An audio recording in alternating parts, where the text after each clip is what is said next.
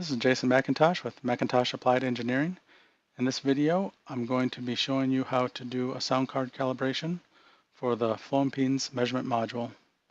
To get going, we're going to go to the new module menu and create a flow impedance measurement module. Then we're going to go to Setup, and we're going to make sure our sound cards are set up properly. I'm using the M-Audio analog sound card for the recording, and I'm using the M-Audio sound card for the playback, so you want to select both of them.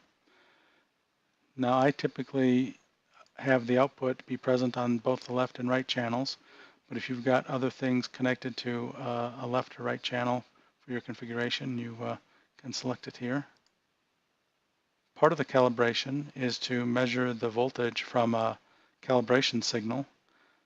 To generate that calibration signal, I need a source for that.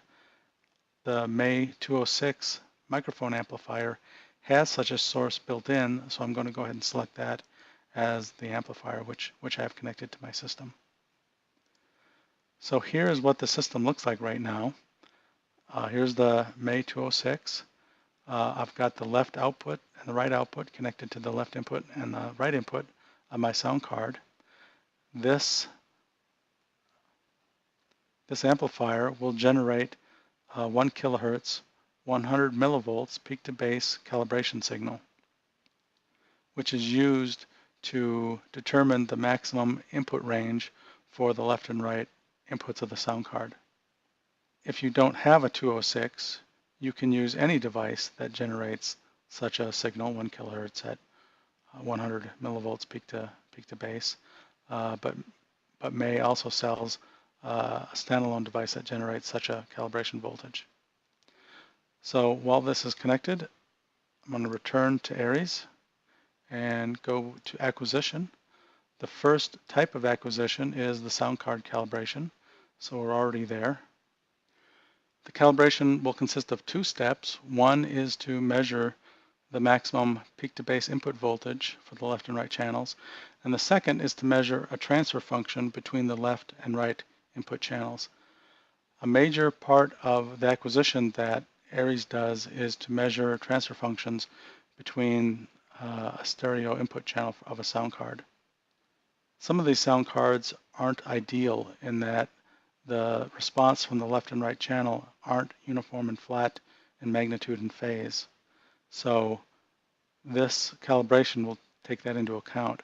Specifically, one of the things I've seen is that some sound cards will multiplex the left and right channels into the converter, and so you end up with a linear phase delay between the left and right channels. So this will take that into account. The frequency parameters provide the range over which we're going to do the calibration. Since having extra frequency points doesn't hurt anything, we might as well do the entire audio range from 20 to 20 kilohertz for this sound card calibration. We're going to do 200 points, and we'll have a relatively low level output signal to make sure we don't clip our inputs. And I'm going to leave log frequency spacing on. It will improve the resolution at low frequencies, which is typically important. But it will make the measurement quite lengthy because we have some very low frequencies that we're measuring. So at this point, I'm going to hit Perform Measurement. Because we have selected the 206 amplifier, Ares knows it has a calibration output capability, and it's asking us to connect the inputs to our sound card to the outputs of the 206. We've already done that, and so I'm going to hit OK. It takes a moment and measures the input voltage range. So now we can see the maximum input voltage range calibration results.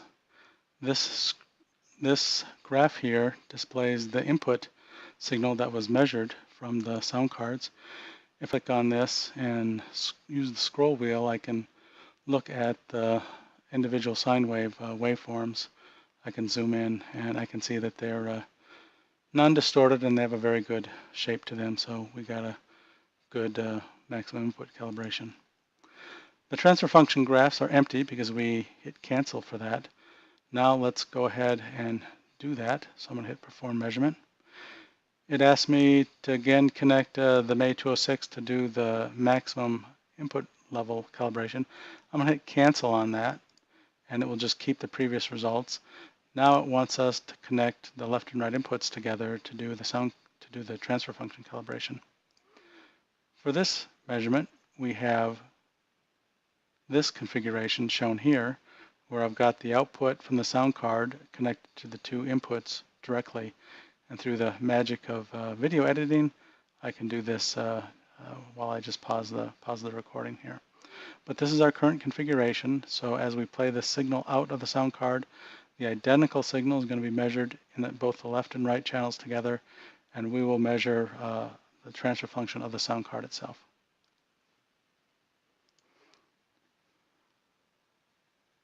So I'm going to hit OK. And this measurement is going to take a little bit, so I think I'll just pause this and start it up again when it's done. Okay, so that measurement took a few minutes, mostly because we have a lot of low frequency resolution. Ares takes quite a while to measure these low frequencies down around 20 Hertz, especially when we have a lot of frequencies down there due to the log spacing selected. Right here is where the transfer function is shown. The upper graph is the magnitude in dB. The lower graph is the phase in degrees. Notice we've got tenths of degrees and hundredths of dB over the graph range. So there's really not a lot of variation. However, the data does look a little bumpy. It might be a little desirable to smooth that out. These variations probably won't cause much effect to the measurements, but we can improve that a little bit by increasing the voltage level during the measurements. So why don't we go ahead and do that? I'll change this from 0.01 to 0.05 and repeat the measurement. I'm going to skip the first part where it's just trying to calibrate the maximum peak to base input levels. And here's the second part where we're measuring the transfer function, which is what we've got our hardware configured for. So I'm going to go ahead and hit OK here. Okay, that's done. Looks like increasing the voltage smoothed it out a little bit, but again, not much. It's pretty much in the noise floor anyway. So once you calibrate your sound card, it's a good idea to go to the Files Clipboard section and save that calibration to a file. So I'm going to go ahead and do that, hit save. And here's the dialog box that pops up. So I'm just going to enter a name here, sound card cal, and we'll just save it. That way you can load that back in at a later date if you so need to. When Ares exit, this calibration data gets written to Ares.config file. So you will have this the next time you run Ares, but I wouldn't rely upon that as a permanent way of storing your calibration data.